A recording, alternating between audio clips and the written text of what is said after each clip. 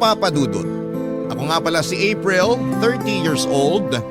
Hindi lumaki sa mayamang pamilya pero napuno ako sa pagmamahal at kabutihang asal.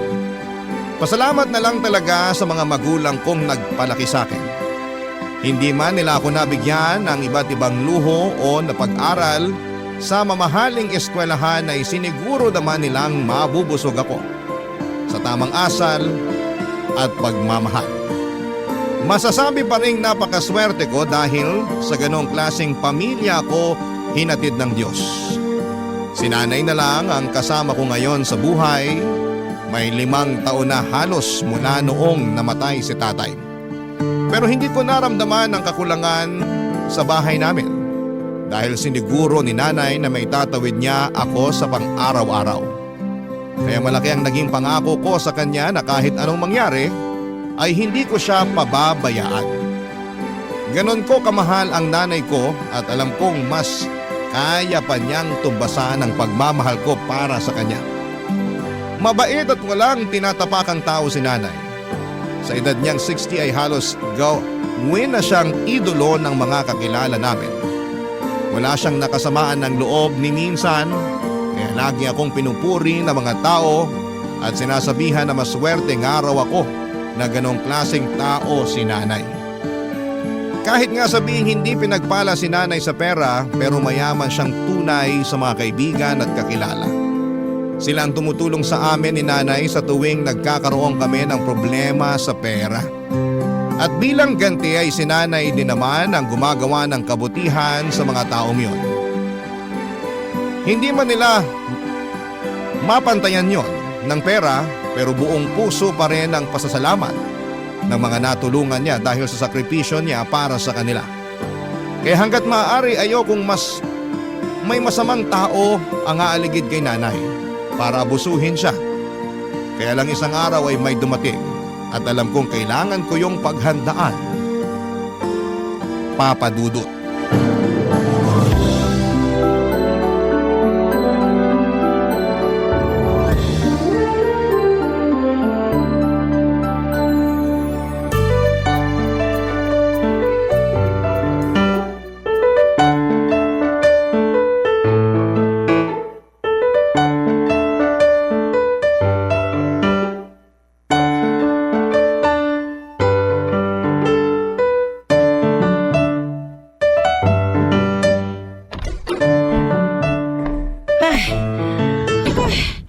Mabuti at naabutan kita rito sa bahay, April. Saang basketball court na naman ba kayo tumakbo, Nay? Maupo nga muna kayo. Grabe ang hingal nyo, ha? Ay, nako. Galing nga ako sa basketball court. Paano mo nalaman? Biro lang sana yun pero totoo pala. Anong ginawa nyo sa basketball court? Tumulong ako kina Pastor Ray para mag-abot ng bigas sa mga nasasakupan ng church. Birthday kasi niya ngayon eh. Pa-blessing niya yung bigas na pinamigay. O asan ang bigas natin? Parang tayo lang ang walang natanggap na blessing, ha? Ay nako, hindi na ako kumuha. Mas kailangan nyo ng iba kaysa sa atin. Kaya pa naman natin bumili. Biro lang ulit yun, Nay. Pero bakit nga ba kayo hinihingal na umuwi? Tumakbo ba talaga kayo sa basketball court? Tumakbo ako kagad pa uwi rito mula sa basketball court. May babalita kasi ako sa iyo eh. Mag-aasawa kayo ulit? Maid of honor ako, ha? Ay, alam ko nagbibiro ka lang, pero kilabutan ka naman. Nakapalibot pa sa bahay natin ang picture ng tatay mo. Pag ikaw nadinig niyan, sige ka, hindi ka makakapasok ng langit para makasama siya. Naku, hindi naman natin sure kung nasa langit si tatay ngayon. Huwag kang magbiro ng ganyan. Hindi pwede sa impyerno ang tatay mo. Alam mong high blood yon. Hindi kakayanin ng batok niya ang init. Pero mas madali siya makakapagprito ng paborito niyang liempo kung nasa impyerno siya ngayon. Huwag mo nang biruin ng ganyan ng tatay mo. Ibahin na natin ang usapan. Ay, may uuwi. May uuwi? Si tatay ba yan? Uuwi na ba siya rito sa mundo? Ilang maleta ang dala niya? May pasalubong ba tayo? Ay naku, talagang bata ka, oh. Ayaw mo pa talaga magpaawat sa mga biro mo, ha? Last na yon. Sino nga ba kasi yung uuwi? Yung bunsong kapatid ko, ang tiya Dina mo. Ah, ganun po ba? Oo! Tumawag nga kanina sa cellphone ko habang nag-aabot ako ng bigas eh. Binalita sa akin na uuwi siya next week para sa birthday niya. Nagalit pa nga sa akin kanina eh. Minsan na nga lang siya magpaparamdam sa inyo, nagawa niya pang magalit. Eh hindi naman niya sadya. Nainis lang siya dahil hindi kami magkarinigan ng maayos. Maingay kasi sa basketball court kanina. Hindi niya naman kontrolado yung ingay sa basketball court. Makaunawa naman sana siya. Ay hayaan mo na. Pagod yun gawa ng tambak na trabaho ron sa Australia. Alam mo naman na 4 ang pinasok niyang trabaho doon. Oo nga eh. Lagi niyang pinagyayabang yun sa atin. Eh dapat lang naman ipagyabang niya yun. Pinaghirapan niya yun eh.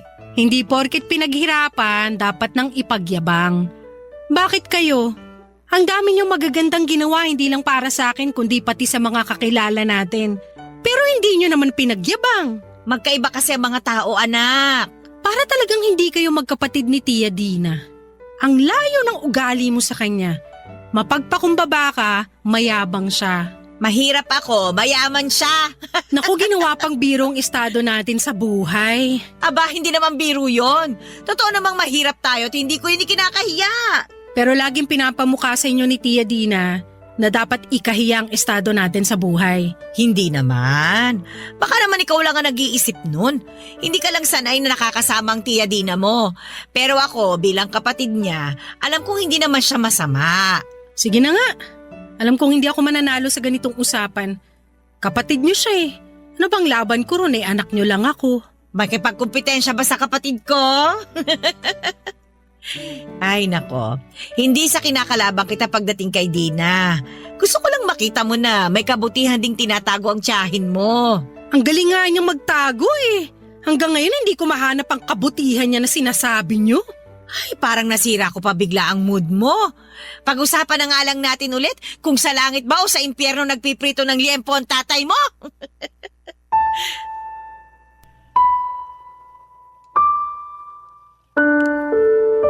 Hindi ko naman nakasama ng matagal si Tia Dina para sagarin ang panguhusga ko sa ugali niya. Bihira rin siya kung umuwi ng Pilipinas pero madalas kapag umuwi siya ay para laitin at pahirapan si nanay. Ewan ko ba kung bakit hindi man lang makahalata si nanay. Ewan ko kung bakit hindi pa rin magawang magpakita ng sama ng loob si nanay kay Tia Dina. Lalo na kapag harap-harapan na siyang pinapahiya sa mga kakilala namin. Laging pinamumukha ni Tia Dina kay nanay na wala siyang narating at wala ng tsansang may marating pa.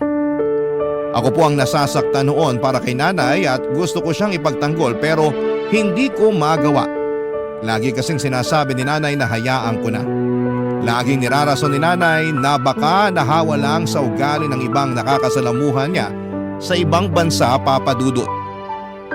Nakapangasawa ng Australiano si Tia Dina at aminado kung maganda siya at ang kutis morena niya ang advantage niya. Yun ang naging dahilan para makabingwit siya ng ibang lahi. Malaki ang naitulong ng kanyang napangasawa para umasenso rin siya sa buhay.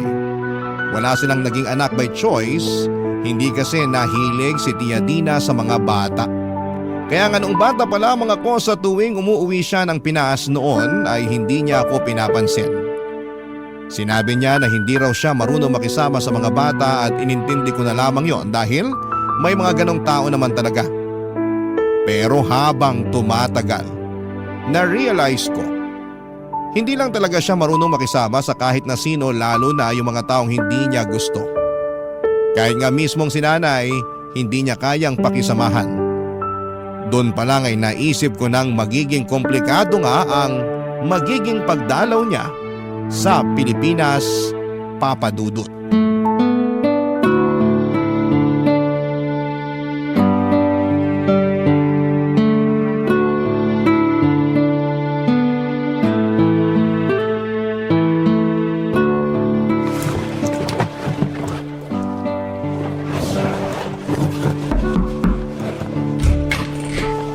O Nay, may kailangan po ba kayo? Inaayos ko lang mga gamit ko sa cabinet. Ay, naistorbo yata kita. Mamaya na lang kita kakausapin. Tapusin mo muna yung inaayos mo sa kwarto mo. Patapos na rin naman po ako. Ano po ba yung sasabihin nyo? Pinapapunta kasi ako ng Tia Dina mo sa bahay nila ngayong gabi. Ngayong gabi? Hindi ba sa Biyernes pa ang dating niya? Napaaga ba ang flight niya? Sa Biyernes pa nga ang dating niya, kaya lang nakiusap siya na kung pwede daw mauna na ako ron sa bahay nila. Dahil Tutulungan ko yung caretaker sa bahay niya para maglinis. parang hindi naman ata tama yun. Kaya naman niya magbayad siguro na maglilinis ng bahay niya. Bakit kailangan ikaw pa yung gagawa nun? Gusto ko rin naman, para maigalaw-galaw ko tong mga buto ko.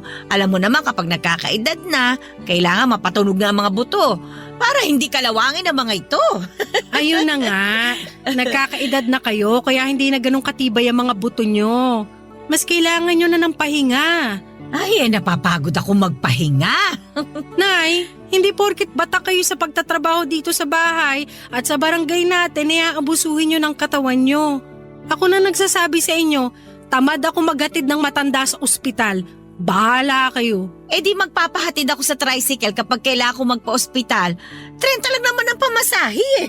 Hindi ako nagbibiro, Nay. Ay nako, alam ko nag-aalala ka sa akin. Pero hindi ko naman bibiglain ang katawan ko. Hindi pa rin ako payag. Ibigay mo na to sa akin anak ha. Gusto ko lang naman makatulong sa tiya Dina mo. Hindi niya kailangan ng tulong. Kayang-kaya niya lahat yun. Kaya niyang bayaran kung sino man yung pwedeng mag-asikaso ng bahay niya. Apat ang trabaho niya sa Australia, di ba? Alam ko naman yon. Pero gusto ko lang namang gawin ito para sa kanya. Kasi ito lang naman ang kaya ko ibigay na regalo para sa birthday niya eh. Ay, Nay naman. Alam mo namang hindi ko kayang bumili ng regalo para sa kanya. Hirap nga akong pumasok sa mall at umikot-ikot doon dahil baka makabasag ako tapos hindi ko mabayaran. Ako na lang bahala sa regalo. Parating naman na ang sahod ko. Pero regalo mo na yon para sa kanya. Ay, hindi ah. Ayoko nga siyang regaluhan sa totoo lang. Magbibigay lang naman ako sa kanya para kunwari galing sa inyo. Pwes, mas gusto kong huwag ka na lang maglabas kahit 20 pesos sa wallet mo dahil mas gusto ko ang regalong ibibigay ko sa kanya. Ano, yung paglilinis ng bahay niya? At pag-aasikaso sa birthday niya. Pag-aasikaso? Nay, hindi niyo na kailangan gawin yun. Paniguradong may catering service siya na babayaran. Wala na nga kailangan asikasuhin sa birthday niya. Hindi nga raw siya magpapakater eh. Gusto niya kami mga kamag-anak niya ang mag-aasikaso sa pagluluto at iba pa. Nakatoka na yung ibang pinsan namin sa pagluluto at pag-aasikaso sa mga dadalo. At kayo, anong gagawin niyo? Sinabi niya maghugas na lang ako ng pinggan kasi doon naman daw ako magaling. Walang sebong makakatakas sa akin. Paghuhugasin kayo ng pinggan? Sobrang kuripot na ba niya na hindi siya makapagbayad na maghuhugas ng mga pinagkainan? Magpa-cater na lang siya para hindi na makabala ng iba. Ano ba naman yung maghugas lang ng mga pinagkainan? Kayang-kaya ko yun. Hindi mo na ako mapipigilan doon. Minsan lang nandito ang tiya Dina mo. Gusto ko makatulong sa kanya kahit sa maliit na paraan lang. Kung hindi na kayo mapipigilan dyan, isama nyo na lang ako para may katulong kayo sa pag-aasikaso ng bahay niya at paghuhugas ng pinagkainan. Kayang-kaya ko rin yun. Hindi na nakatanggi si nanay sa sinabi ko, Papa Dudut. Alam niyang kukulitin ko pa siya kapag hindi siya pumayag na isama ako. Ayaw niyang idamay pa ako sa pagtatrabaho niya para kay Tia Dina. Pero kung hindi siya magpapaawat, na pumunta doon ay dapat ay kasama ako. Hinayaan niya akong ipagpatuloy ang pag-aayos ko sa kwarto. Sinabay ko na rin ang pag-iimpake ng mga damit na dadalhin ko sa bahay ni Tia Dina. Ganun din ang ginawa ni nanay. Nang matapos kami mag-impake, chinek muna namin ang buong bahay para masiguradong malinis at maayos yon bago kami umalis. Nang okay na ang lahat ay nagmadali na kaming lumabas ng bahay para pumunta kina Tia Dina. Nag-jeep lamang kami noon at kapwa kami tahimik habang umaandar ang sinasakyan namin. Magkaiba marahil kami ng takbo ng isip ni nanay ng mga oras na yon. Sa isip ko ay minumura ko na si Tia Dina dahil sa nalalapit na pagpapahirap niya kay nanay. Si nanay marahil base sa mga ngiting nakita ko noon sa labi niya. Alam kong excited na siyang makita at matulungan ang kapatid niya. Kahit papaano ay parang nakurot ang puso ko dahil sa nakita ko. Bakit hindi makita ni nanay na inaabuso na siya ni Tia Dina? Sa kabila noon ay lagi pa siyang pinagsasalitaan ng hindi magaganda. Alam kong mabuti ang nanay ko at minsan yon ang dahilan kung bakit ako naiinis sa kanya. Minsan kasi Papa Dudut ay binubulag siya ng kabutihan kaya hindi niya makita ang kasamaan ng iba. Kaya hindi ko siya pwedeng iwan ng mag-isa sa bahay ni Tia Dina. Sinamahan ko talaga siya dahil kailangan niya ng mga mata para makita, Papa Dudut, kung ano yung mga mali na sa paligid niya. Papa Dudut. Barangay Love Stories. Barangay Love Stories. Pagkarating pa lang namin sa bahay ni Tia Dina ay sinalubong na kami ng caretaker niya. Hinati ang dapat na trabaho. Nainis pa nga ako sa caretaker dahil pinasa nito ang mga mahihirap na trabaho kay nanay. Nalaman ko lang sa huli at naiutos na pala ni Tia Dina ang lahat ng yon. At tulad ng dati, wala pa ring imik si nanay tungkol doon. Nagmadali kami sa pag-aayos ng bahay, may kalakihan kasi ang bahay ni Tia Dina at mukhang hindi nasikaso ng caretaker noong mga nakaraan. Inako ko ang mga mabibigat na trabaho para kay nanay at halos 2 araw kaming nag-ayos at nagtapo ng mga tambak na gamit. Binili niyo ni Tia Dina dahil gusto niyang bumili ng mga bagong gamit pagdating niya. Sinabi ni nanay na kukunin na lang niya ang mga gamit na itatapon para maggamit namin. Pero sinabi ni Tia Dina na hindi po pwede. Kailangan daw itapon. Wala ring nakuha kahit isang pinggan si nanay. Mabilis nang nalumipas sa mga araw, sumapit na ang Biyernes. Dumating na si Tia Dina, kasama nito ang asawa niya. Mabait naman ang asawa niya at pinakisamahan kami ni nanay ng mas maayos. Pero kabaliktaran kay Tia Dina. Unang paghaharap pa lang ay isang damakmak na panglalait na ang inabot ni nanay sa kanya. Tulad nga ulit ng dati, wala pa rin masabing hindi maganda si nanay sa kapatid niya. Pigil na pigil ako noon sa sarili ko na patulan si Tia Dina. Panay kasi ang pisil ni nanay sa braso ko sa tuwing nagbabalak akong sumagot ng hindi maganda sa kapatid niya. Alam kong nakakaramdam na si nanay pero gusto niyang maging maayos pa rin ang lahat. Ang hirap ng kalagayan noon ni nanay, Papa Dudut. Ewan ko kung saan siya nakakakuha ng pasensya at kabutihan. Lalo kung may demonyong nakaharap sa kanya, Papa Dudut.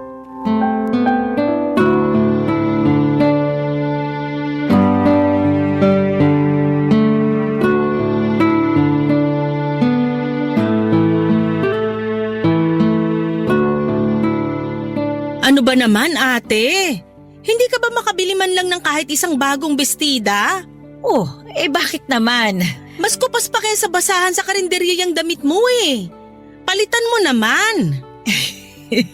Paborito ko kasi ito Prescott, iniregalo pa sa akin to ng asawa ko nung buhay pa siya. Kaya hindi ko magawang itapon. O edi gawin mong basahan para nasa bahay niyo pa rin. Kung wala pa namang butas at hindi pa gutay-gutay, pwede pang pagtiyagaan. Kaya ko pang patawarin ng pagkupas. Ikaw, ang ganda mo lalo, Dina, ha? Bagay sa'yo yung suot mo. Mas lumutang ang pagiging makinis mo. Mahal tong suot ko. Baka kulang pa ang 2 buwang renta sa bahay niyo para makabili ka ng ganito. Mukha naman. Hindi ko natatangkaing tanongin yung presyo niyan at baka mahilo lang ako. Hayaan mo, Nay. Kapag umasenso ako, bibili kita ng 10 ganyan. 10 ganito? Itong suot ko? Magtiyaga na lang kayo sa kung anong kaya nyo lang. Hindi basta-basta ang magdagdag ng luho kung hindi naman kayang panindigan. Wala naman pong masamang mangarap. Wala naman talaga. Pero ingat lang.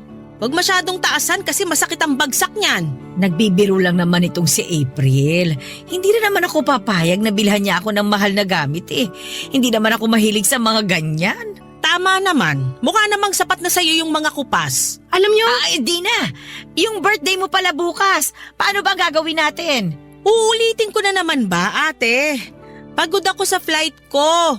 Hindi mo pa rin ba naiintindihan yung sinabi ko sa'yo nung nakaraan? Naiintindihan ko naman. Baka lang kako may ipapagawa ka pang iba Pwede rin naman ako magluto. Ay hindi na. Huwag kang dadampot kahit isang rekado sa kusina. Hindi ko gusto luto mo. Hindi magugustuhan ng mga bisita ko. masarap naman po magluto si Nanay. Lutong karinderya lang ang kaya ng nanay mo, April. Para namang hindi mo alam. Ganon din naman po ang mga pinsan nyo. Parehas lang sila ng alam ni Nanay sa pagluluto. Mai-hire ako para magluto. Hindi ko na kailangan paglutuin ng mga pinsan ko. Bali tutulungan na lang ba nila ako sa paghuhugas ng mga pinagkainan? Hindi. Kaya mo na naman ang mag-isa ang paghuhugas, ate. Gusto kong makasalamuha ang mga pinsan natin kaya hindi ko na sila pagtatrabahuhin pa. Ay, ayos lang naman yun sa akin. Namiss ka ng mga pinsan natin kaya kailangan ninyong magkwentuhan. Bali si nanay lang ang magtatrabaho para sa birthday nyo? Tama, Ayaw niyo bang isali si nanay sa kwentuhan? mas kailangan siya ng mga pinggan. Joke. Hanggang ngayon mapagbiro ka pa rin, Dina. Pero walang halong biro. Ikaw na ang bahala sa paghuhugas ng mga pinggan, ate, ha? Alam kong forte mo ang magtanggal ng sebot na kadikit na kanin sa mga pinggan. Galingan mo, ate. Marami kang huhugasan. Oo naman. Kayang-kaya ko yan. Binida ko nga rito kay April na magaling ako maghugas ng pinggan eh. At proud ka pa talaga. Anyway, nilinis mo na ba yung kwarto namin ng asawa ko? Ako na po ang naglinis. Busy kasi si nanay sa paglilinis ng bubungan nyo at estero. Ah, okay. Kung sakali mang hindi ko magustuhan yung linis ng anak mo, ate, palinis na lang uli, ha? Ay, oo naman. Kayang-kaya ko yan. Mabilis kaming tinalikuran ni Tia Dina pagkatapos noon. Nanginginig ako sa mga sinabi niya kay nanay. Pinakalma naman ako ni nanay at pinaliwanag niya na ganon lang si Tia Dina kapag pagod at puyat. Unawain na lang daw namin dahil aayos din naman ang mood niya kapag nakapagpahinga. Pero hindi naman yon nangyari, Papa Dudut. Kinabukasan sa selebrasyon ng kanyang kaarawan ay tila lumalapa ang ugali niya. Wala siyang ibang ginawa kundi ang magmataas sa lahat. Pinagyabang din niya kung anuman ang pwedeng ipagyabang sa sarili niya. Hindi niya hinayaan si nanay na makihalubilo sa mga bisita, kahit pa sa mga kamag-anak nila. Nasa kusina lang kami noon at nag-aabang ng mga hugasin. Kapag may dumarating na huhugasan ay mabilis naming inaasikaso. Dahil binilinan kami ng Tia Dina ko na ayaw niyang may madadaanan ng mga bisita niya na may mga nakatambak na hugasin. Hindi pa rin kami kumakain noon. Hindi kami pwedeng kumain sa handa niya. Bago ang selebrasyon, kinain namin ang natirang ulam noong isang gabi sa ref niya. Nagkasya naman yon sa amin. Dinaan na lang namin sa juice na inaabot sa amin ng isang serbedor. Doon ako naiinis, Papa Dudut. Kaya naman pala kaya naman pala ni Tia Dina na kumuha ng serbedor, bakit hindi niya magawang kumuha ng maghuhugas ng mga pinagkainan niya? Para naman makapagpahinga na si nanay at makasama na rin niya noon ang ibang mga kamag-anak nilang dumadalo. Alam kong nakakahalata na kahit papaano si nanay pero ayaw niya lang magsalita ng hindi maganda kay Tia Dina. Hanggang sa dulo, talagang ipagtatanggol niya ang kapatid niyang yon kahit gaano pa kadumi ang ugali nito.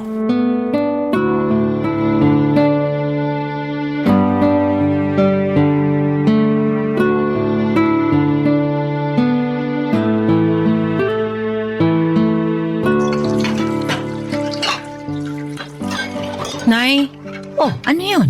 magpahinga ka kaya muna. Ha? Eh bakit naman? Kayang-kaya ko naman ang mga ito. Kayang-kaya. Naiinis na ako sa linya mong yan. Eh kayang-kaya ko naman talaga, anak. Kaya ka mas lalong pinapahirapan at inaalipin ni Tia Dina. Kasi lagi mong sinasabi yan. Awat na, Nay, ha? Last mo nang gagamitin ng linyang yan. Pag hindi ko na kaya, sasabihin ko naman sa'yo. Kahit naman hindi mo na kaya, ayaw mo pa rin magpaawat. Kilala po kita. Ayun naman pala eh. Kilala mo naman pala ako eh. Kaya dapat alam mong mas gusto kong manahimik ka na lang kaysa pagalitan mo ako. Hindi ko naman po kayo pinapagalitan. Gusto ko lang ipaalala sa inyo na ayos lang ding magpahinga. Kayang-kaya ko na to. At nakigaya ka pa nga sa linya ko. Pero seryoso, Nay. Pwede kang huminto muna sa paghugas ng pinggan.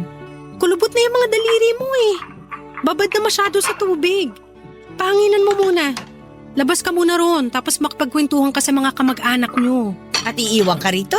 Ay hindi na. Makakakwentuhan ko pa rin naman sila sa susunod. Nandito lang naman kami sa Pilipinas eh. Pero iba kasi ngayon dahil may okasyon. Parang reunion nyo na to. Tsaka para makapag-bonding din kayo ni Tia Dina. Alam mo may naalala lang akong bigla sa kabataan namin ng Tia Dina mo. Nako, nililihis mo na naman ang usapan para hindi kita patigilin sa paghuhugas ng pinggan. Ay, Ay, seryoso nga ito anak. Nung bata pa kami, paborito naming gawain yung paghuhugas ng mga pinagkainan. Kapag tapos na kami ng pamilya na kumain, nagmamadali na kami ni Dina para pumunta sa kusina at maghugas. Poso pa nun ang gamit namin. Salitan kami nun. Minsan ako nagbobomba sa poso, siya ang maghuhugas ng mga plato. Tapos magpapalitan kami sa susunod. Close pala kayo dati? Abay, oo naman. Kaya namin paborito ang paghuhugas ng mga pinagkainan kasi nakakapagkwentuhan kami ng mga bagay na hindi namin pwedeng iparinig sa mga magulang namin. Ano ba yung pinagkukwentuhan nyo? Ay, ayun, madalas tungkol sa mga natitipuhan naming binata sa amin o kaya mga reklamo sa mga pinsan namin. Minsan naman, naglalabas kami ng sama ng loob sa mga magulang namin. Basta kapag naghuhugas kami ng pinggan, kami lagi ang magkakampi. Lagi kami nakikinig sa isa't isa. Napapagalitan na nga kami madalas ng mga magulang namin kasi natatagalan ng paghuhugas naming dalawa. Paano bang hindi tatagal? Napapasarap kami sa kwentuhan. Nay, pwedeng magtanong. Oh, ano ba yun? Ate, bakit parang nagchichismisan lang kayo dyan? Bakit hindi pa tapos yung mga hugasin? Nakakwento ko lang kasi kay April na paborito nating gawaing bahay itong paghuhugas. Kaya... Wala akong pakialam! Unahin niyo yung paghuhugas ng mga pinggan. Parating na yung mga ibang bisita ko. Dalian niyo! Mas inuuna niyo pa kasi ang kwentuhan eh. Magtrabaho kayo! Umira pa sa amin si Tia Dina bago umalis ng kusina. Hindi na natuloy ni nanay yung kwento niya. Hindi na rin ako nakapagtanong pa kay nanay dahil nagseryoso na ito sa paghuhugas ng pinagkainan. Nakatutok na ito sa pagtatanggal ng mga tumigas na kanin sa pinggan. Inobserbahan ko siya, Papa Dudut, alam kong nasaktan siya sa sinabi ni Tia Dina. Alam kong mahalaga sa kanya ang ala-alang binahagi niya sa akin noong mga bata pa lamang sila. Pero agad yung tinabla ni Tia Dina na para bang hindi yon dapat maalala pa. Nakatungo lamang si nanay at napansin kong nilalabanan lamang niya ang pagluha. Nag-focus na lamang din ako sa paghuhugas at pagkatapos noon ay nagpaalam ako para magbanyo. Hindi naman talaga ako na babanyo ng mga oras na yon pero gusto kong mapag-isa si nanay.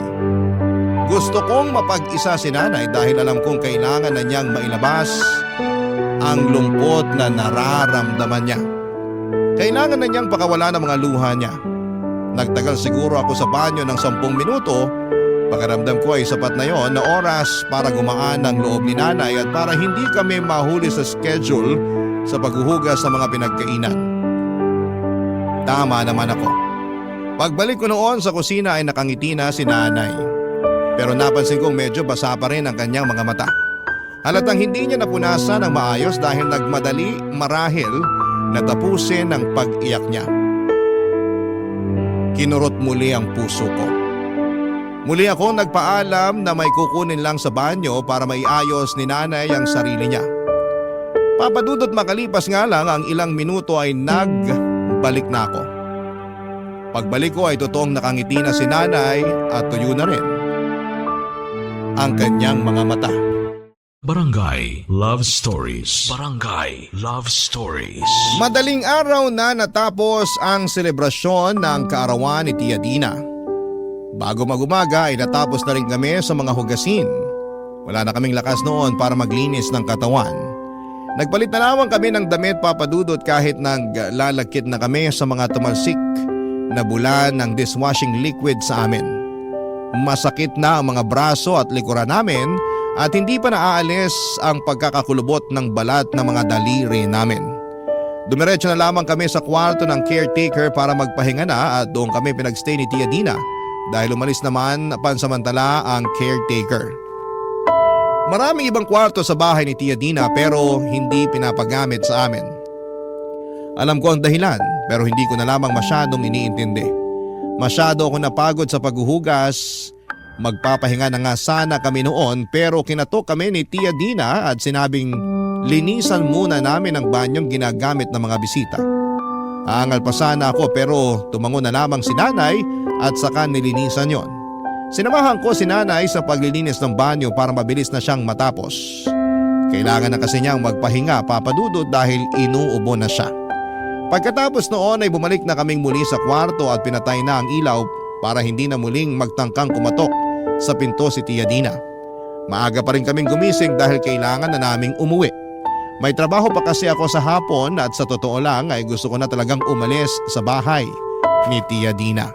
Pero nagbago bigla ang plano nang katukin kami ni Tia Dina para sabihin kailangan pa naming manatili sa bahay ng ilang araw. Napakunot noon na lamang ako at bala ko na sanang sumagot ng hindi maganda. Pero tulad ng dati, pinisil muli ni nanay ang braso ko para hindi ako lumaban, Papa Dudut.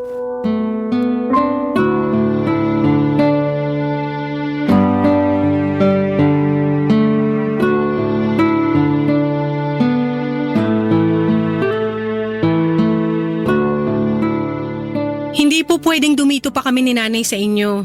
May trabaho na po kasi ako mamayang hapon. Eh di umuwi ka. Si ate lang naman ang mas kailangan ko rito. Hindi ko po pwedeng iwan si nanay dito na mag-isa. At ano ba sa tingin mong gagawin kong masama sa nanay mo? Kaya hindi mo siya magawang maiwang mag-isa rito. Ang ibig lang sabihin ni April, Dina, hindi siya sanay na hindi ako kasama sa bahay. Hindi makatulog ang pamangkin mong to kapag wala ako. Hindi ba, April? Ganon nga po. Kung ganon, edi wag ka na lang pumasok sa trabaho mo para makapag-stay ka pa rito. Papasok pa rin siya sa trabaho niya mamaya. Malapit lang naman dito ang opisina niya eh. Paano papasok sa trabaho? Eh kailangan ko pa kayo ngayon hanggang bukas. Para saan po? Maghugas ng pinggan? Tapos naman na po ang birthday nyo. Wala nang huhugasan. Kung meron man, yung mga pinagkainan nyo na lang na mag-asawa. Kaya nyo naman na po siguro yun, di ba? Hindi pa tapos ang birthday ko. Mamayang tanghali pupunta tayo sa resort para ituloy doon ang selebrasyon. On the way na nga ron yung mga kamag-anak natin at ibang bisita ko eh.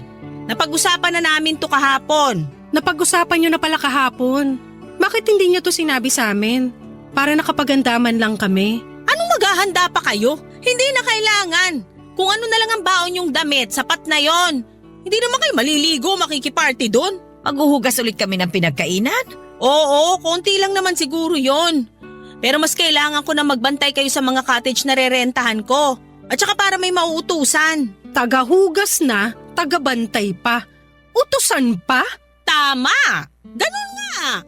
Matalino rin pala tong anak mo ate, no? Buti hindi nagmana sa'yo. Matalino talaga si April, mabait pa. Proud ako dyan kasi napalaki ko yan ng tama. At saka… Maganda na kayo para makaalis na tayo. Nilista ko na lahat ng mga kukunin sa kusina para baunin natin dun sa resort.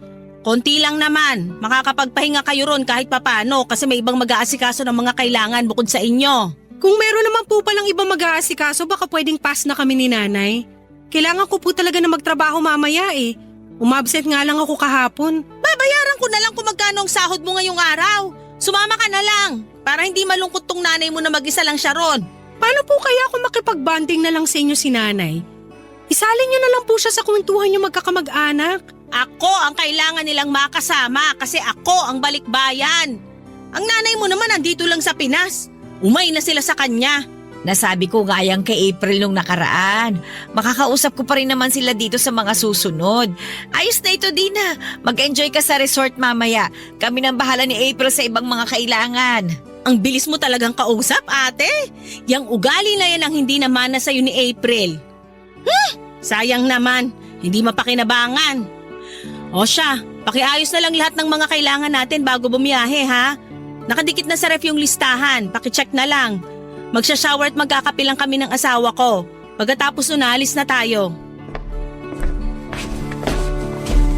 Nay naman! Parang kinampihan niyo pa si Tia Dina sa pagmamaliit niya sa atin eh. Pasensya ka na anak ha. Wala na rin akong magawa eh. Ayoko namang mamroblema ang kapatid ko. Huli na naman siguro ito. Pagbigyan na natin. Birthday naman niya eh. Naiinis na ako kay nanay noon na wala na ang pagtitimpi ko sa kabutihan niya. Hindi ko na talaga alam kung paano pa siya ipagtatanggol sa mga pagtanggap niya ng pang-aabuso mula kay Tia Dina. Kahit ako ay nadamay na sa sitwasyon nilang dalawa. Gustuhin ko mang pumasok sa trabaho pero hindi ko nagawa. Hindi ko talaga pwedeng iwan si nanay nang mag-isa lamang doon sa resort. Alam kong mas lalo lang lalakas ang loob ni Tia Dina para pahirapan si nanay kapag wala ako roon sa tabi niya. Hindi ko naman mapapayagan yon kahit naiinis na ako kay nanay. Tinawagan ko ang boss ko at nagpaalam, Papa Dudut. Mabuti na lang at naintindihan ng boss ko ang lahat. Pinayagan niya akong umabsent dahil wala naman daw masyadong gagawin sa office. Kaya na raw nila yon. Pero ewan ko ba, mas gusto ko na lang na pumasok sa trabaho kesa sumama kina Tia Dina. Mas gusto ko pang ma-stress sa trabaho kesa ma-stress sa pagiging kontrabida ng tiyahin ko, Papa Dudut. Nang matapos na kami sa pagkuha ng mga kailangang dalhin sa resort ay umalis na rin kami kaagad.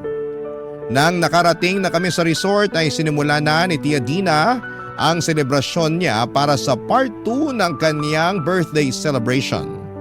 At tulad ng inaasahan ay tagahugas muli kami ng pinagkainan. Pinagbantay din kami ng mga cottage at ginawang utusan lalo na kapag may ipapabili.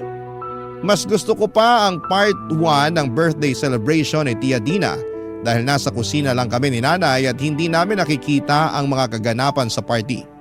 Sa part 2 kasi ng birthday celebration niya ay kitang-kita namin ang kasiyahan ng mga kamag-anak namin at ibang bisita habang kami ay walang ibang magawa kundi ang tuparin ang inutos na trabaho sa amin ni Tia Dina. Noong sumapit na ang gabi ay naglipit na kami ni nanay at ibang kasamahan namin na binayaran ni Tia Dina para tumulong. Kinausap ko si nanay kung pwedeng umuwi na kami at huwag nang magpalipas ng gabi doon. Maski si nanay ay gusto nang umuwi kaya kinausap niya si Tia Dina para magpaalam na kami. At sinamahan ko nga siya, Papa Dudut.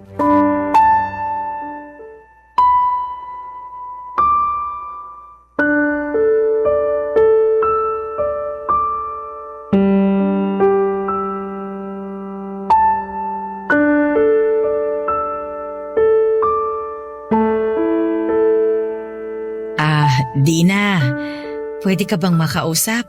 Natapos nyo na ba ligpitin yung mga nasa cottage? Ay oo, tapos na. Nailagay na rin namin sa sasakyan yung mga gamit. Mabuti naman. Matulog na kayo. Maaga tayong aalis bukas kasi sasama ko pa kayo sa mall. Bibili ako ng mga gamit sa bahay ko. Kailangan ko na magbibit-bit. Hindi na po sana kami magpapalipas ng gabi rito at mas lalong hindi na kami makakasama sa mall bukas. At bakit? Bayad ko na yung kwarto nyo. Sasayangin nyo lang yung pera ko? Kailangan na kasi naming umuwi ni nanay. Hindi na ako pwedeng umabsent. Kailangan ko nang pumasok sa trabaho. Eh di ikaw na lang ang umuwi. Huwag mong isama ang nanay mo. Kailangan ko ba siya rito para asikasuhin kami ng asawa ko bukas bago umalis? Asikasuhin? April! Hindi pa po ba sapat yung pag-aasikaso namin sa lahat ng kailangan nyo bago pa kayo dumating ng Pinas? Ginawa nyo na nga kaming katulong. Aba, ganyan ka ba naturuang sumagot ng nanay mo? Ano to ate? Ito ba ang pinagmamalaki mong magandang asal ng anak mo? Kung asal lang din naman ang usapan. April anak, okay lang bang iwan mo muna kami ng Tia Dina mo? May sasabihin lang ako. Ayusin mo na mga gamit natin. Ako nang bahala dito. Pero Nay! April, sumunod ka na lang. Sige na anak. Sige na. Ay, sige po. Maayos kaming nakiusap ng anak ko para payagan mo na kaming umalis. Kami pa ang pinagmukha mong masama. Kami na nga itong tumulong sa iyo sa lahat. May usapan tayo ate. Pumayag ka na tulungan niyo ako. Pero wala sa usapan natin, aalilain mo kami. Iba ang pagtulong sa pangangatulong. Hindi mo kami bayaran. Kung bayad lang pala ang gusto mo, edi sige. Babayaran ko kayo. Sabi na pera lang pala talaga ang kailangan nyo. May nalalaman pa kayong pagpapaalam sa akin para makapagtrabaho na si April. Gusto niya lang palang magpabayad. Hindi niyo na lang agad sinabi. Nagpaawa pa kayo. Hindi kami nagpapaawa at mas lalong hindi namin gusto magpabayad sa'yo. Alam mo kung anong gusto ko?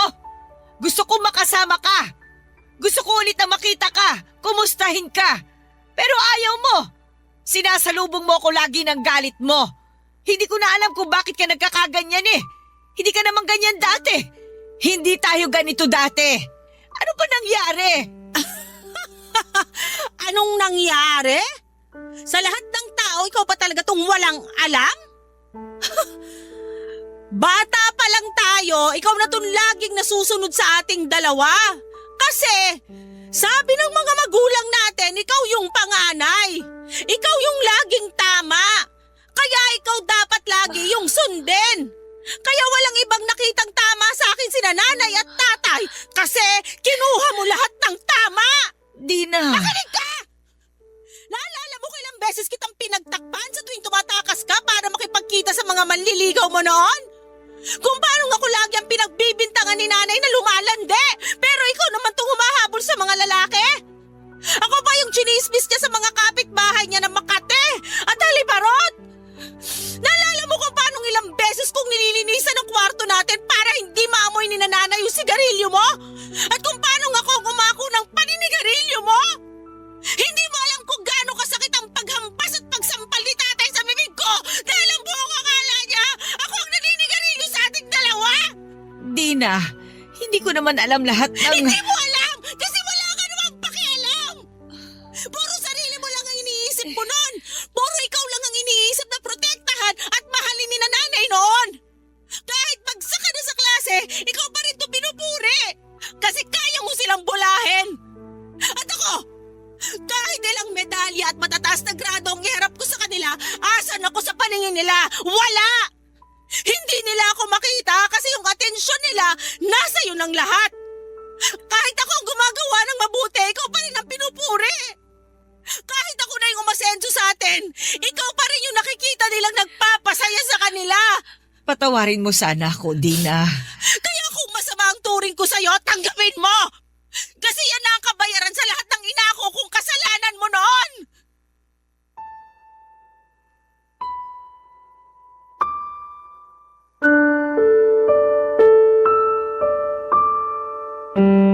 Narinig ko ang usapan ni Nanay at Tia Dina para ko nang hina sa mga nalaman ko.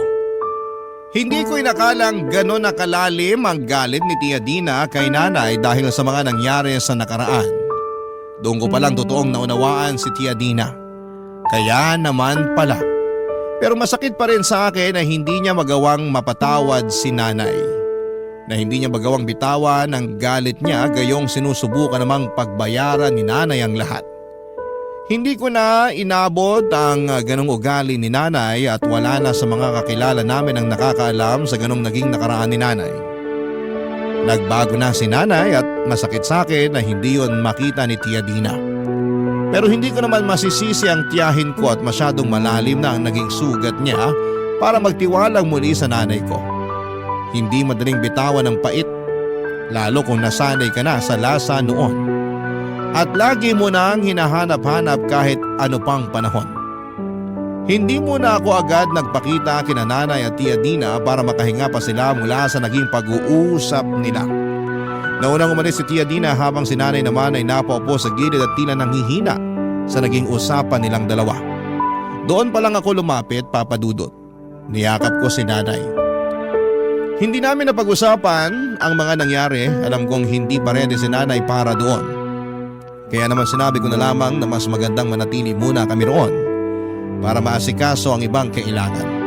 Nakangiti ako at sinabing pwede na kaming makapag-enjoy sa resort bago kami umuwi. Ngumiti si Nanay kahit kita pa rin sa mga mata niya ang kalungkutan.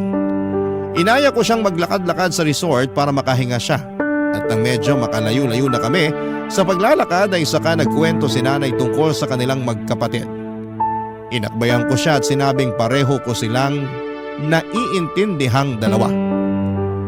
Awang-awa si Nanay kay Tia Dina, gusto niya makabawi lalo't alam na ni Nanay ang naging pagkakamali niya sa kapatid niya. Hinawakan ko ang kamay ni Nanay at sinabing handa rin akong tumulong para mabilis siyang makabawi kay Tia Dina. Sinabi ko sa kanya na kahit na ilang libong pinggan ang ipahugas ni Tia Dina ay huhugasan ko. Patawarin niya lang si Nanay. Doon na tumawa si Nanay. Namana ko raw sa kanya ang galing ko sa pagpapatawa. Doon ako tumawa at medyo gumaan na rin ang pakiramdam. Huminto kami pansamantala sa paglalakad. Nagkatinginan kaming dalawa. Muli kaming umiti sa isa't isa at alam na namin ang nasa isipan ng bawat isa. Balang araw, magpapatawad na rin si Tia Dina. Pero sa ngayon ay hahayaan lang muna namin siyang iproseso ang lahat. Tao lang naman siya, nagagalit at nahihirapang magpatawad. Pero sabi nga nila walang hindi nahihilo at nababago ang oras, hindi ba? Maraming salamat po sa pagbasa ng aking liham at sana'y nakapaghatid kami ng aral sa lahat ng tagapakinig ng Barangay LS. Ako ang inyong kapuso at kabarangay at ka-forever, April. Dear Papa Dudut, kapag nagmamahal ang tao, nagiging kampante tayo. Mahalaga yon dahil nararamdaman nating ligtas tayo, kapiling ang taong mahal natin. At yon ang eksaktong naramdaman ko kay Keon na naging boyfriend ko simula pa lamang noong kami ay nasa kolehiyo. Pero bago ako magkwento ay gusto ko munang magpakilala sa inyo. Tawagin niyo na lamang po ako sa pangalang Sadie, 31 years old, taga-Pasig at isang private company employee dito sa Makati. Magsisimula ang lahat noong nasa second year college na kami ni Keon. Magkaklase kami na kumukuha ng business course. Kaklase ko na rin siya noong nasa first year ako dahil block section lang naman kami. Doon kami nagka-developan at sinagot ko siya. Isang buwan pagkatapos magpasukan sa unang semestre ng sumunod na taon. Noong mga panahong yon ay pinagsasabay ko ang pag-aaral at pagtatrabaho bilang tendera at kahera sa isang 24/7 na canteen na pag-aari ng tiyuhin ko. Bali ang duty ko doon ay 4 na oras tuwing gabi. At kung wala akong pasok sa eskwelahan, papadudot.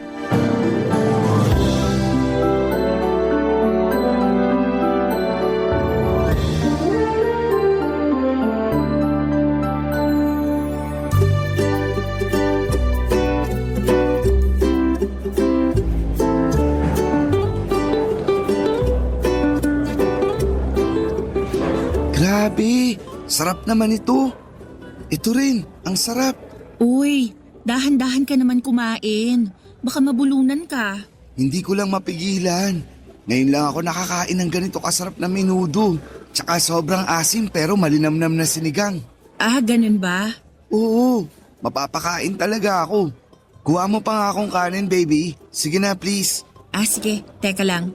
Ay, gawin mo na palang 2. Ah, sige, teka. Pagsasandok kita. Ayan, gusto ko yan. Excited na ako.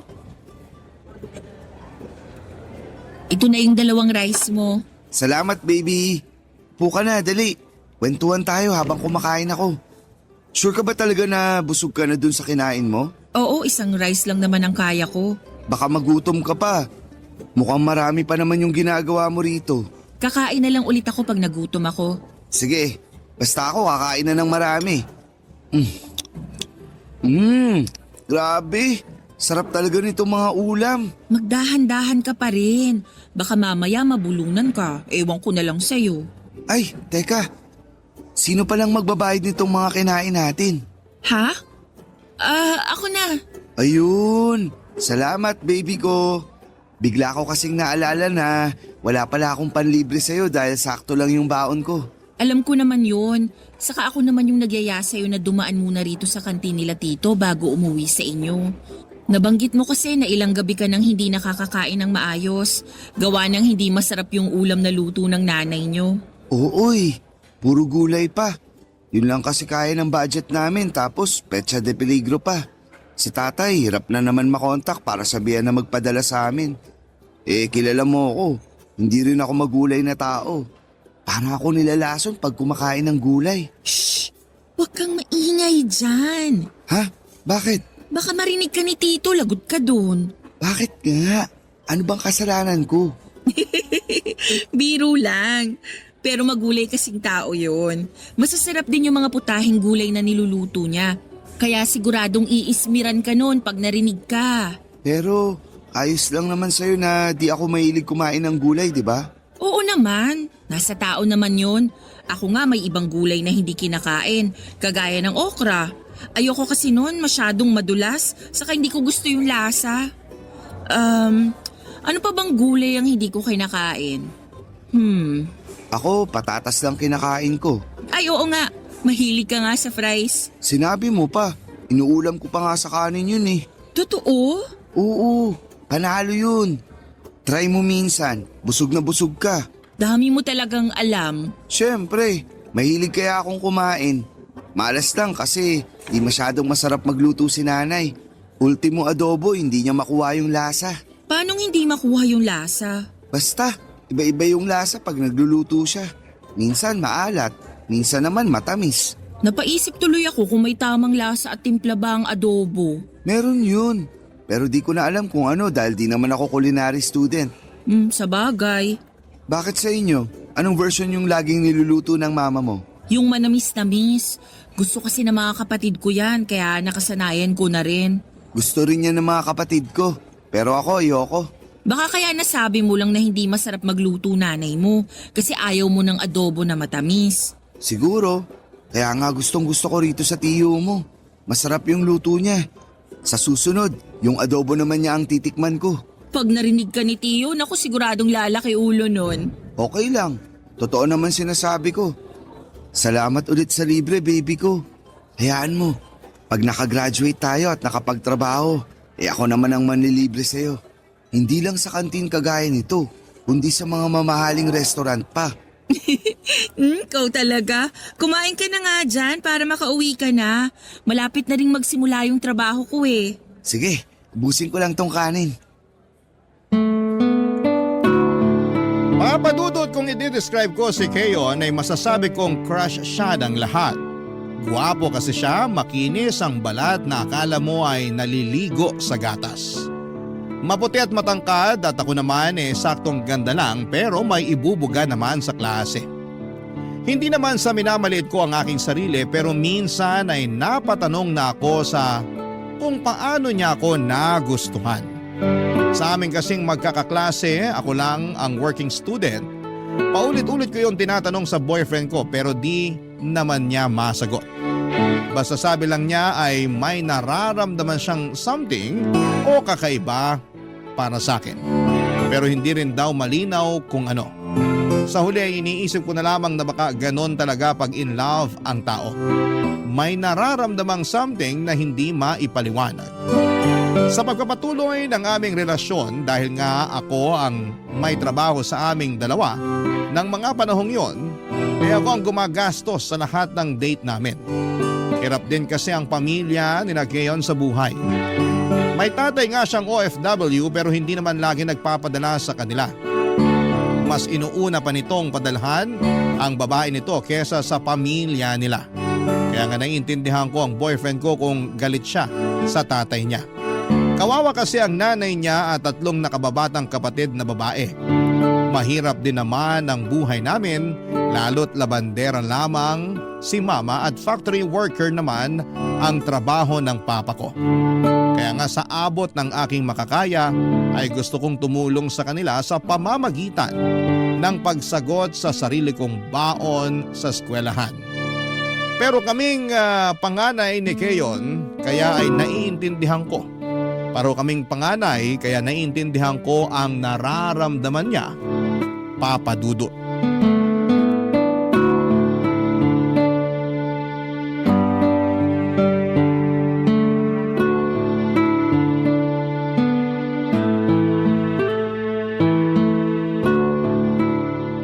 Keyon, kumain ka na.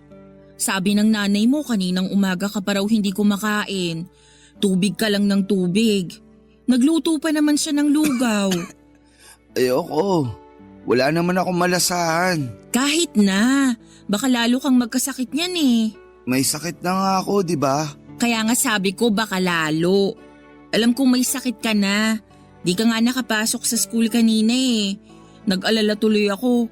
Kaya nagmadali na akong pumunta rito sa inyo nung uwian. Pero aalis ka rin naman mamaya kasi magtatrabaho ka na sa kantin ng tiyo mo, di ba? Ay, oo pero mamaya pa namang 8 p.m. yun. Maaga pa naman no, 6:30 pa lang. Ayaw mo ba talagang kainin tong lugaw na niluto ng nanay mo? Ayoko. Pero may iba akong gustong kainin. Ano? Yung pinabili kong chichirya sa'yo. Ha? Di ba? Nag-text ako sa'yo na bilan mo ako ng chichirya.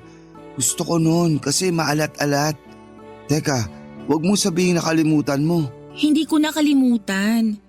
Pero seryoso ka ba na yun ang gusto mong kainin? Oo, mukha ba akong nagjo-joke? Nagtatanong lang naman. Seryoso nga. Tsaka may dala ka rin bang soft drinks? Yung sa lata na malamig. Paborito ko yun eh. Meron, pero nag-aalala ako sa'yo. Wala pang laman yung sikmura mo. Tapos chichirya at soft drinks na agad ang gusto mong kainin at inumin? Akala ko ba lalo ako magkakasakit kapag di ako kumain? Oo, pero hindi naman junk foods yung ibig kong sabihin na dapat kainin mo.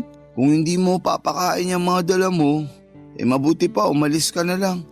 Iwanan mo na lang ako. Matutulog na lang ako. Kiyo naman eh. Para ka kasing di nakikinig.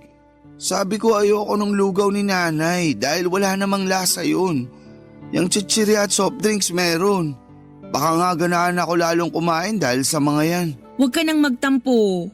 Nag-aalala lang naman ako sa'yo. Malaki na ako. Huwag ka na mag-alala sa akin. Ay, o sige, ganito na lang. Papayag lang ako na kainin mo tong mga dala ko sa isang kondisyon. Ano yun? Bibilang kita ng ulam kina tito, yung paborito mo, para naman makakain ka na. Tapos, saka mo kainin yung dala ko. Ayos ba? Kaso wala akong ganang kumain ng kanin at ulam. Parang iba yung gusto kong kainin. Ano? Gusto ko ng pizza, baby ko. Ha? Hindi naman yung mamahalin. Merong bagong bukas na tindahan ng pizza dyan sa kanto namin. Siguradong nadaanan mo yun kanina. Nung nakaraang araw ko pa gustong makabili ng pizza nila. Mura lang naman. 150 pesos lang yata. Hindi naman mura yun. Mas mura na yun kaysa sa mga fast food na nasa 400 pesos pataas yung presyo.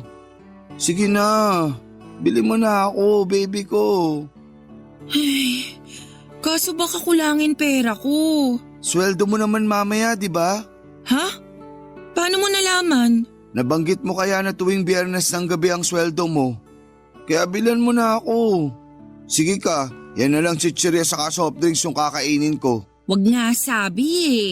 Kaya bilan mo na ako. O sige, bibilan na kita. Basta kumain ka ng marami ha. Siyempre, kakain talaga ako ng marami. Salamat baby ko. Pwede mo bang dagdagan ng chicken wings? Ha? Para kina nanay tsaka sa mga kapatid ko. Gusto kasi nilang makatikim nun pero hanggang tingin lang kami sa tindahan. Meron din dun malapit sa bilihan ng pizza. Sige na baby ko. Promise, kakain ako ng marami tapos iinom ng gamot para gumaling na ako agad. Papadudot na pabuntong hininga na lamang ako sa mga pinabili ng boyfriend ko. Kahit may trabaho ako ay hindi pa rin naman sapat ang kinikita ko para gumastos ng husto. Pero naisip ko na lamang na may sakit siya ng mga panahong yon at noon lang din siya makakakain ng mga pagkain na gusto niya. Napanatag na lamang ako kasi kahit papaano ay may gana na siya. Kaya nga kahit out of budget na ako noon ay binili ko pa rin ang mga cravings ng boyfriend ko. Dinamay ko na rin ang mga nakababatan niyang kapatid at nanay dahil naaawa naman ako na si Keyon lang ang kakain. Sulit naman lahat ng gastos dahil nakita kong masayang-masaya ang boyfriend ko at ganun rin ang pamilya niya. Nagpasalamat naman sa akin ang mama niya at napakwento na bihira lang talaga silang nakakabili ng pagkain sa labas gawa ng kulang na kulang ang budget nila sa pang-araw-araw na mga gastusin. Papadudot. Barangay Love Stories. Barangay Love Stories. Papadudot, naging malapit ako sa pamilya ni Keyon dahil na rin palagi niya akong sinasama sa bahay nila. Doon ko rin nakita ang pamumuhay nila kaya hindi ko maiwasang maawa, lalo na sa mga nakababata niyang kapatid. Nangungupahan lang sina Keyon sa isang maliit na apartment na tatay niya ang nagbabayad. Pero hindi naman ito palaging nagpapadala ng pera na pangsustento sa pamilya dahil babaero ito. Si Keyon ang nag-iisang lalaki sa 4 na magkakapatid. Siya ang kuya at tumatayong tatay sa pamilya nila. Kung hindi ninyo na itatanong ay matalino ang boyfriend ko. Palagi siyang nangunguna sa klase namin pagdating sa mga exams at quizzes. At masayang-masaya ako para sa kanya dahil masipag din naman siyang mag-aral. Mataas ang pangarap niya para sa kanyang sarili. Gusto niya raw na mag-abroad pagka-graduate dahil malaki ang kikitain niya doon na pwede niyang ipantulong sa pamilya nila. Ganon din naman ako, Papa Dudut. Mataas ang pangarap ko para sa pamilya at sarili ko. Years later, nasa 4th year na college na kami. At habang unti-unti ko pang tinutupad ang bagay na yon, ay nagpatuloy ako sa pag-working student kahit na medyo nahihirapan ako dahil habang tumatagal ay mas nagiging demanding na ang pag-aaral, Papa Dudut.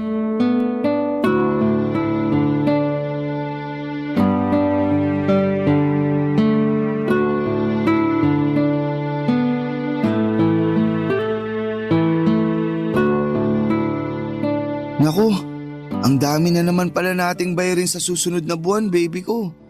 Tapos sa isang subject lang yun. Meron pang iba.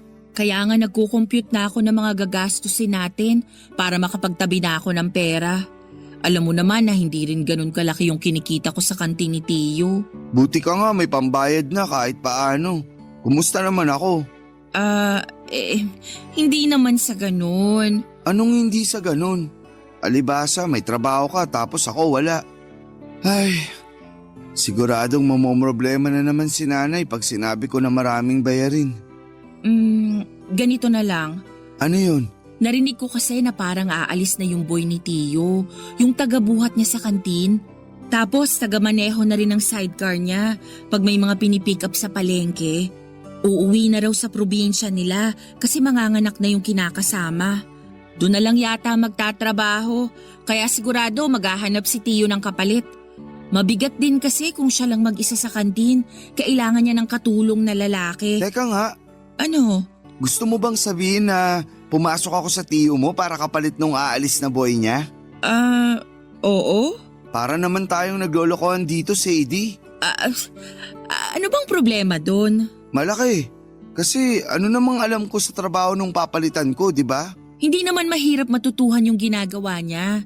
Saka nandun naman si Tiyo para turuan ka. Ayoko. Basta, ayoko. Ay, Kiyo naman. Tsaka wala na bang mas matinong trabaho dyan? Anong mas matino? Matino naman yun ah. Alam ko na matino yun, pero nakakapagod yun. Tsaka mainit at magmumukha akong marungis. Paano na lang kung may nakakita sa akin na ganun yung itsura ko? Ano na lang sasabihin nila sa akin, di ba? Sa pagkakaalam ko wala namang masama doon lalo kung kailangan mo ng pera. Saka wala namang trabahong madali. Ang importante, marangal. Merong trabahong madali tapos de aircon pa. Palagay mo sa akin, hanggang pagiging utosan lang ng tiyo mo? Sobra ka naman. Sobra na kung sobra, pero ayoko. Gusto lang naman kitang tulungang kumita ng pera. Lalo na marami tayong bayarin sa school. Saka pansamantala lang naman. Hindi ka naman habang buhay magiging utusan ni Tiyo. Saka mabait naman yun ah. Nagbabayad ng tama at saka libre pa pagkain. Ayaw mo nun? Palagi ka nang makakakain ng paborito mong ulam sa kantin niya. Ngayon naman sinasabi mo na patay gutom ako. Kiyo naman. Saan mo ba napupulot yung mga sinasabi mo? Saan pa ba? E di sa'yo mismo. Wala akong sinabing patay gutom ka. Sinabi ko lang yung mga bagay na pwede mong makuha habang nagtatrabaho ka kay Tiyo. Ang hirap sa'yo, minamasama mo na agad. Nagagalit ka kaagad. Sinong di magagalit? Simula bata ako, hindi ako pinagtrabaho ni nanay. Sigurado pag nalaman niya yung mga gagawin ko dun sa tiyo mo, hindi rin niya ako papapasukin. Gusto nun sa opisina ako magtrabaho, hindi sa ganung klase ng lugar. Kung makapagsalita ka, parang napakaruming lugar nung kantin ng Tiyo ko ah. Ikaw may sabi niyan, hindi ako. Alam mo, ewan ko sa'yo. Kung ayaw mo, edi wag mo. Ikaw na nga tinutulungan para kumita ng pera eh. Baby ko naman. He, wag mo ako ma-baby-baby dyan. Sorry na. Ayaw ko lang talaga nung trabahong inaalok mo. Alam mo namang kilala ako sa school natin, di ba? Tapos pagbubuhatin lang ako ng tiyo mo at gagawing driver ng pedicab niya. Wala ngang masama. Alam kong wala naman talaga, pero ayoko pa rin. Makakabawas kaya sa kagwapuan ko yun. Ewan ko na talaga sa'yo. Huwag ka nang magalit sa akin. Hindi naman ako galit. Nagulat lang ako sa katwiran mo. Kasi para mo namang sinabi na hindi maganda yung trabaho ko. Lalo dun ako sa kantin nila Tiyo nagtatrabaho. Hala, hindi ganun yung ibig kong sabihin, baby. Hayaan mo na. Totoo rin naman na Mahirap magtrabaho doon lalo kapag maraming customer. Mainit din pag tirik ang araw. Tapos marami pang hugasin. Hindi na nga ako magkanda-ugaga minsan eh. Minsan nga napapasabi na lang ako na pagod na ako at ayoko nang magtrabaho. Pero wala naman akong choice. Papadudot aaminin kong nadismaya ako sa mga sinabi ni Keyon pero ayoko naman siyang pilitin na pumasok sa pinagtatrabahuhan ko para pumalit sa paalis na boy ni Tio. Baka kasi katulad ko ay mahirapan din siyang mabalanse ang pag-aaral at pagtatrabaho. Kaya nga pinabayaan ko na lamang siya sa gusto niyang gawin sa buhay niya pero hindi ko lang maiwasang malungkot at magtampo sa kung paano niya ako pinatunguhan ng araw na yon. Lalo na ang ending noon ay inutangan niya pa ako. Napaisip tuloy ako kung ang tingin na lang ba niya sa akin ay utangan ng pera at tagabili ng mga gusto niya. Pero alam din naman ni Keyo na mahirap lang ang pamilya namin. Kaya nga ako nagpupumilit na tumulong kina mama at papa sa pamamagitan ng pag-working student. Hindi ko alam kung nakalimutan na niya yon o sadyang naging kampante na lamang siya. Na palagi akong may mahuhugot na pera sa tuwing may gusto siyang ipabili sa akin at may uutangin siya. Sa kabila ng lahat ay pinili ko pa rin na maging maunawain. Saka malapit na rin kaming graduate ng mga panahong yon. Kapag pareho na kaming nagtatrabaho ni Keyo, nakikita na rin siya ng sarili niyang pera. Hindi nagtagal ay dumating na nga ang araw ng aming graduation. Fast forward. Nakapasok kami sa magkahiwalay na kumpanya pero isang buwan pa lamang ay umalis na doon ang boyfriend ko. Ayaw daw niya sa management nila. Masyado raw maraming rules and regulations na nakakalito para sa kanya kaya naghanap na lamang siya ng ibang mapapasukan. Pero hindi yun naging madali dahil mas naging mapili siya. Dahil sa ako lang naman ulit ang may trabaho sa amin ng mga panahong yon. Ako ulit ang may sagot sa lahat ng gastusin namin ni Keyon sa tuwing lumalabas kami para mag-date, papadudot.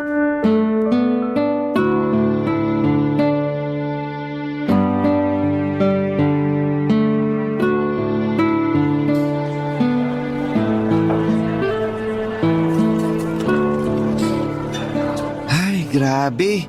Thank you sa libre, baby ko. Nabusog ako sa kinain natin, baby ko.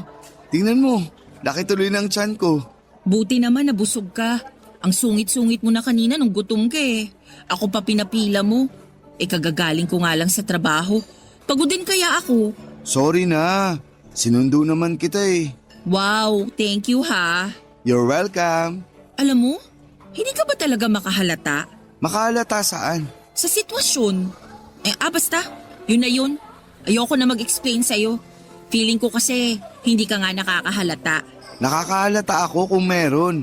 Pero wala naman eh. Tsaka bakit ka ba nagagalit? Hindi ako galit. Hindi raw.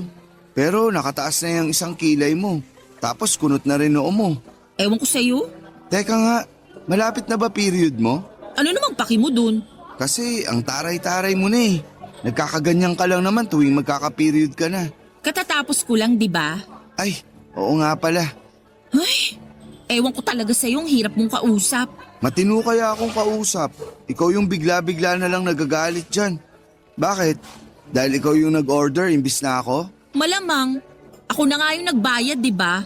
Pag-o-order na nga lang ang gagawin mo, hindi mo pa ginawa. Dami mo pang rason. Napaka mo talaga. Rason naman talaga na masakit tiyan ko. Kasi di pa ako nagla-lunch. At bakit mo sinusumbat na ikaw ang nagbayad? Mura lang naman itong mga kinain natin. Magkano lang to oh? Fast food lang tong kinainan natin. Tsaka ka naman umbat kung sa mga 5-star restaurant mo ako nilibre. Aba, talaga naman. Totoo naman sinabi ko. Makapagreklamo ka, akala mo talaga. At ikaw, kung makapagsalita ka, akala mo hindi ka nabusog dyan sa mumurahing pagkain na kinain mo ah. Nag-thank you na ako sa'yo, di ba? Hirap sa'yo, hilig mong manumbat. Porke ikaw may trabaho sa atin, pinamumukha mo na sa akin na palagi mo ako nililibre? Bakit? Hindi ba? Grabe ka, parang hindi mo ako boyfriend. Boyfriend kita, pero paano naman ako? Girlfriend pa ba trato mo sa akin? Oo naman, kaya nga sinundo kita kanina sa opisina nyo, di ba? Sinundo mo nga ako pero panay naman ang reklamo mo. Sobra ka naman. Hindi ba pwedeng masakit lang talaga tiyan ko? Sabi mo naman gusto mong mag-date tayo kasi namimiss mo na ako. Ay, wag na nga nating pag-usapan. Sumasakit lang ulo ko. Ikaw masyado ka mainit. Dapat chillax ka lang. Kalmahan mo. Wag na nga sabi natin pag-usapan. Ang kulit mo rin, no? Sorry na. Kasasabi ko lang na kalmahan Sige ka, 24 ka pa lang pero baka magka-wrinkles ka agad. Ewan ko sa'yo. Joke lang. Kumusta na pala yung paghahanap mo ng bagong trabaho? Okay naman. Wala pa rin ako nahanap. Sabi mo may interview ka kaninang umaga. Hindi ko pinuntahan. Ha? Bakit? Di ko trip yung office. Ang taas masyado. Piruin mo, nasa 18th floor. Paano ko masira yung elevator? Ano yun? Aakitin ko gamit hagdan? Ayoko nga, kaya hindi nila ako pumunta. Nang dahil lang dun? Hindi ka na tumuloy? Parang ang babaw naman. Hindi kaya mababaw yun. Yung office nyo nga, nasa 20th floor. Tapos pag nasira elevator nyo, lagi mong nirereklamo sa akin na naghahagdan ka. Hindi naman madalas yun. At saka nagpagawa na ng spare elevator yung building namin. Kaya kahit masira yung isa, meron pang isa na pwedeng gamitin. Kahit na, natrauma ako dun sa kinuwento mo kaya ayoko na lang. Kaso sayang naman. Maganda pa naman yung company at saka malaki yung starting salary na offer nila. Aanhin ko naman yun kung ipanggagamot ko lang din sa nabasag kong tuhod. Gawa ng pag-akyat sa hagdan. Alam mo, ewan ko sa'yo. Hindi ko alam kung anong klaseng pag-iisip meron ka. O sadyang wala ka lang sa hulog magtrabaho. Dami mong reklamo? Nakakainis ka na. Papadudot, hindi ko akalain na susobra sa budget ko ang nagastos ko sa date naming yon ni Keyon. Kunina nang na-realize kong umorder pala siya ng take-out para pasalubungan ng pamilya niya. Nahiya na lamang ako na tanggihan ang order niya dahil naisip ko na tama rin naman siya sa sinasabi niyang magiging masaya ang nanay at mga kapatid niya. Pero aminado akong sumama ang pakiramdam ko ng mga panahong yon at nanahimik na lamang hanggang magkahiwalay kami ng landas ni Keyon. Ni singkong butas, walang nilabas ang boyfriend ko. Hindi rin siya nag-insist na ihatid ako kahit man lang sa tapat ng bahay namin kasi marami raw siyang dala. Uwing-uwi na raw siya noon para mainit pa niyang maibigay ang pasalubong niyang pagkain sa pamilya niya. Inintindi ko na lamang siya dahil kaya ko namang umuwi ng mag-isa. Pero sa loob-loob ko, alam ko hindi tama ang ginawa niya.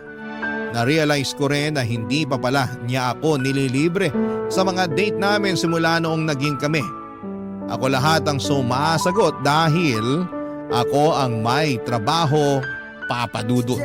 Barangay Love Stories. Barangay Love Stories.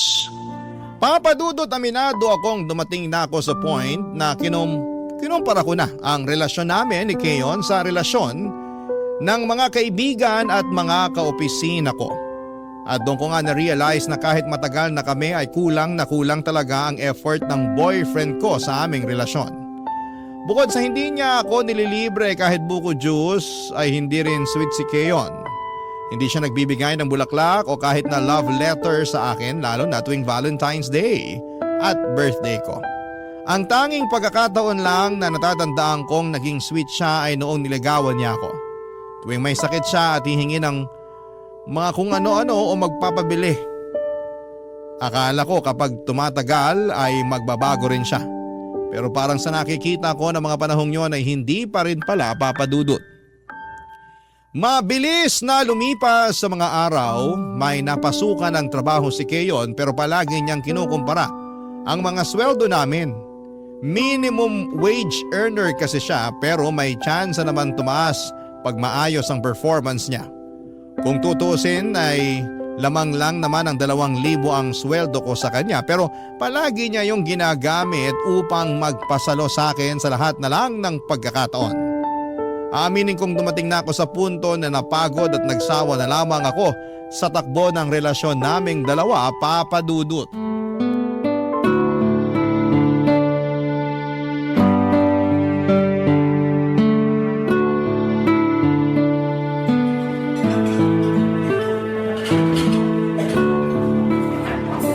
Grabe!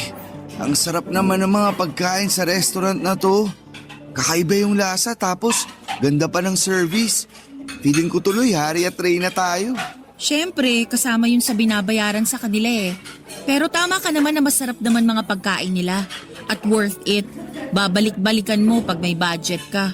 Speaking of bayad, may extra money ka ba dyan, baby ko? Ha? Extra money ka ako. Pambayad lang sa mga kinain natin. Wala akong extra money. Sakto lang pang kape natin tong dala ko.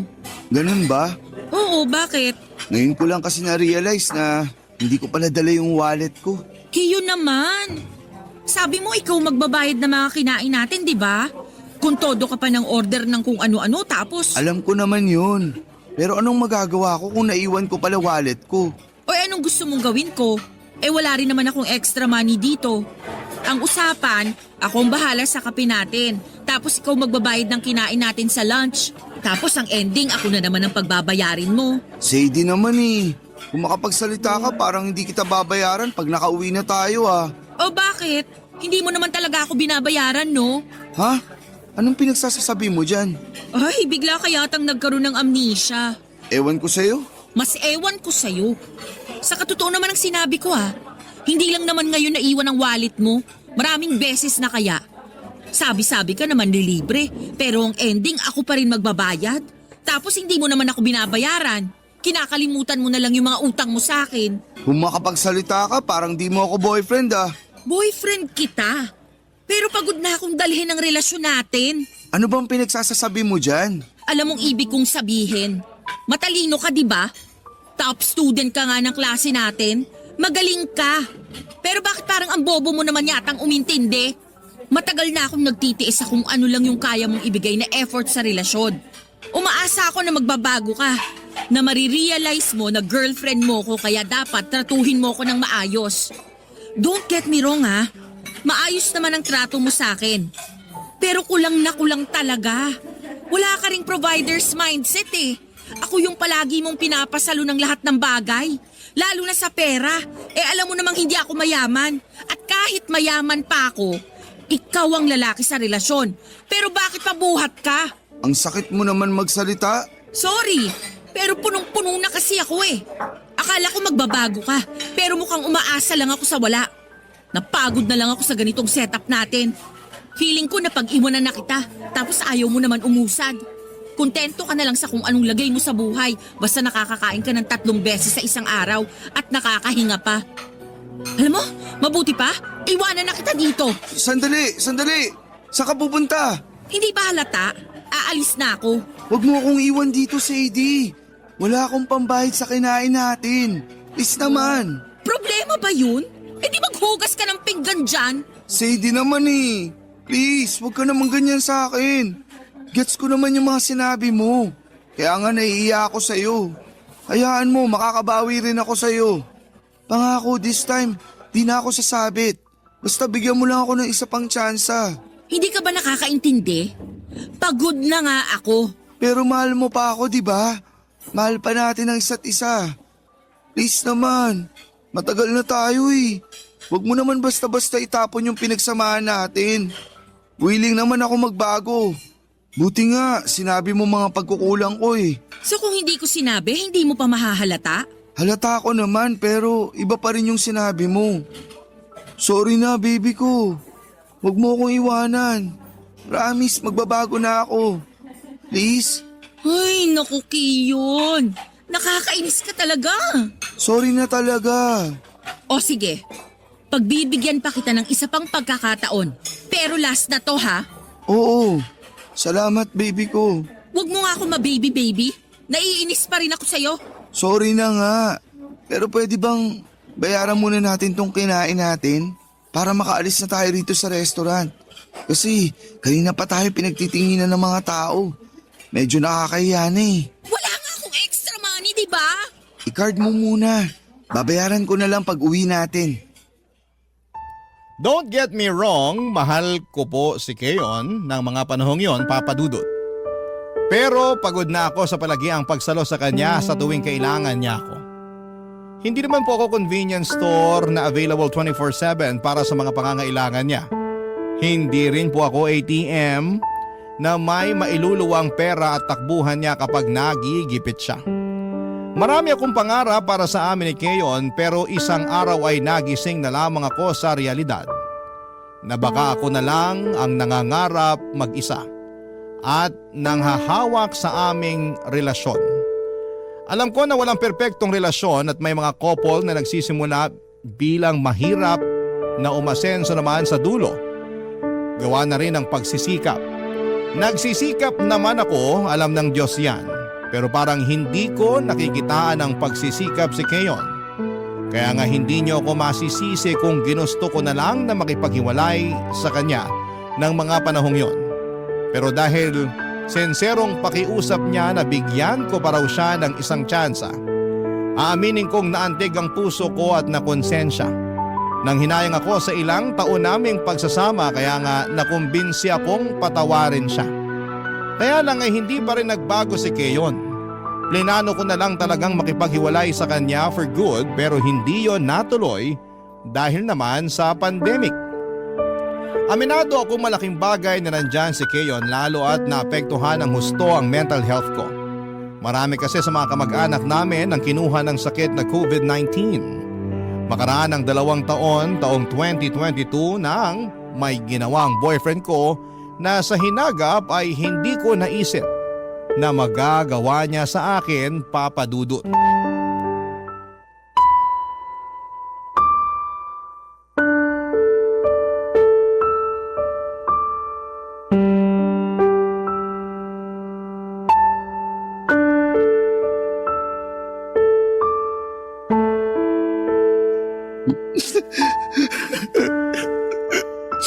Ano bang iniiyak-iyak mo dyan?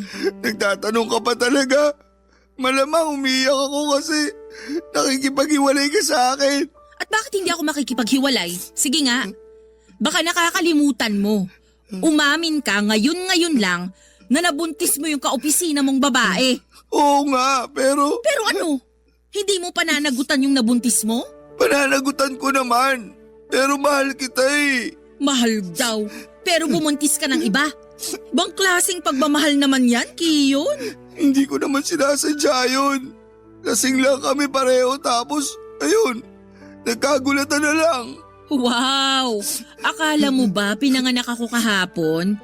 Para sa kaalaman mo, hindi ako naniniwala sa palusot mo. Hindi raw sinasadya. Alam mo nung una palang pinagsesilosan ko na yung kaopisina mo na yan. Ilang beses kitang sinabihan na layuan mo ang babaeng yan, di ba? Pero anong sagot mo? Masyado akong OA, wala ka namang ginagawang masama, bla bla bla. Pero anong ginawa mo? Binaliwala mo ko. May nangyari sa inyo ng babaeng yan. Tapos ngayon, nabuntis mo na siya. Sorry na, Sadie. Hindi ko talaga sinasadya. Ewan ko ba naman sa sarili ko? Ewan ko talaga sa'yo. Bahala ka na sa buhay mo. Parang awak mo na. Huwag mo akong iwalayan. Ano palagay mo sa akin? Tanga? Oo, naging tanga na ako ng ilang taon. Lalo na nung binigyan pa kita ng tsansa nung nakikipaghiwalay na ako sa'yo. Sana hindi na lang pala. Sana hindi na lang ako naawa sa'yo nun. Sana iniwan na lang kita sa restaurant at hinayaan kang mamroblema kung paano mo mababayaran yung mga kinain natin. Kasi kasalanan mo naman. Ang tanga-tanga ko nun kasi hinayaan pa kitang bigyan ako ng mas malaking rason para saktan ng husto. Sobra ka naman kung makapagsalita. Malaki rin naman natulong ko sa'yo nung pandemic ah. Di ba sabi mo, buti na lang nandun ako para may karamay ka? Oo, at nagpapasalamat naman ako sa bagay na yon. Pero wag mo nang asahan na gusto ko pa rin makisama sa'yo. Lalo't niloko mo ko at sinira mong tiwala ko. Saka ang kapal na mukha mong isumbat sa akin yung ginawa mo nung pandemic. Hindi ka nga nagbago kahit na binigyan na kita ng tsansa na magbago. Ikaw pa rin yung dating Kiyon na pabuhat. Walang pangarap para sa relasyon natin. Nakakasawa na, kaya bahala ka na sa buhay mo. Pinilit ko naman eh. Sinubukan ko. Nagtiyaga ako sa trabaho ko kahit na mababa ang sweldo kasi naniwala ako sa sinabi mo na magbubunga rin yung pagsisikap ko. Na makikita rin ng mga boss ko na may potensyal ako. Pero hindi naman nangyari. Sa lagay, Kasalanan ko pa rin ba yun? Nagtyaga ka nga. Hindi ka nga umalis. Pero wala ka rin namang ginawa para makita ng mga boss mo yung potensyal mo. Tuwang-tuwa ka pa nga habang binibida mo sa akin na nagkunwari kang walang alam sa opisina nyo para hindi ka mautusan. O sige, sabihin mong hindi. Masasakal kita. Totoo naman. Pag marami kang alam, sa'yo ipapagawa. Nakakapagod kaya yun. Katwiran mo, bulok. Diyan ka lang talaga magaling. Sorry na, baby ko. Huwag mo nga akong tawagin yan. Nandidiri ako sa'yo. Simula sa araw na to, nakikipaghiwalay na ako sa'yo, Kiyon. Please, Sadie. Huwag mo ako iwan. Huwag ka makipag-iwalay sa akin. Mahal na mahal kita eh. Patawarin mo na ako. Anong gusto mong gawin ko? Gusto mo bang lumuhod ako? Sige, gagawin ko. Luluhod ako para patawarin mo lang. Pwede ba? Tumayo ka nga. Lalo lang nadadagdagan yung galit ko sa'yo eh. Sorry na kasi. Sorihin mo mukha mo. Tapos na tayo. Papadudot na tuloy ang pakikipaghiwalay ko kay Keon ng araw na yon. Tangan na lang talaga kung mananatili pa ako sa piling niya matapos niyang gumawa ng napakalaking kasalanan sa akin. Hindi kaya biro yung makabuntis ka ng ibang babae habang may karelasyon. Grabe talagang sakit ang naramdaman ko sa kamay ng ex-boyfriend ko na mga panahong yon. Pero sa kabila ng lahat ay kinaya ko pa rin, Papadudot. Umusad ako at nagpatuloy sa buhay. Malaking tulong din ang pamilya ko para tuluyan akong makapag-move on sa nasira naming relasyon ni Keon. Tuluyang ko na ring pinuto lahat ng komunikasyon ko sa kanya. Blinak ko siya sa social media at sa cellphone. Pero nitong 2025 lang ay nagulat ako dahil may nag-text sa akin na hindi ko kilalang number. Yun pala ay si Keon. Hindi na niya sinabi kung paano niya nakuha ang number ko pero laman ng text message niya ang pakiusap na kung pwede ko raw ba siyang pahiramin ng pera dahil may sakit ang kanyang anak. Walang-wala raw siya noon at kamamatay lang din ang asawa niya na siyang nanay ng anak niya. By the way, pagkahiwalay namin ay nalaman ko na lang na kinasal sila sa huwes ng babaeng nabuntis niya. Hanggang dito na lamang po ang sulat ko, Papadudot. Sana po ay mapayuhan ako ng mga kabarangay natin. Kung dapat ko pa bang buksan ang communication ko kay Keon.